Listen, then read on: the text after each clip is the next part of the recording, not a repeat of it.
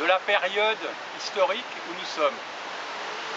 On constate à l'heure actuelle, en tout cas au niveau de l'Europe, qu'il est de plus en plus difficile de gouverner avec la participation des élus et qu'on voit se répandre la notion de gouvernance qui constitue en fait l'administration des nations sans l'intervention des élus. Le problème n'est pas un problème théorique.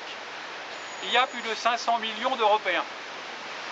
Et administrer, travailler avec et faire travailler plus de 500 millions de personnes est quelque chose qui ne se gère pas comme une entreprise. Pour ça, on a besoin de la force d'en bas. On appelle, en termes mal élevés, le peuple.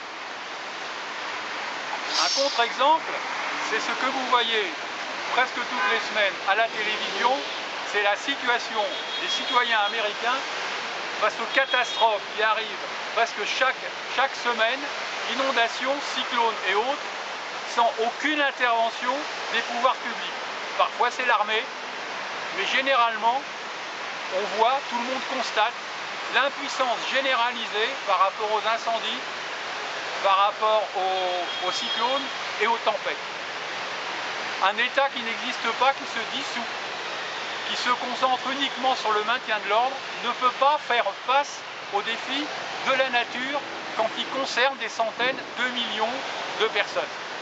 Et je pense que le fondement de la République, qui est vivre ensemble, c'est-à-dire travailler ensemble, réside dans cette situation, dans cette réalité sociologique.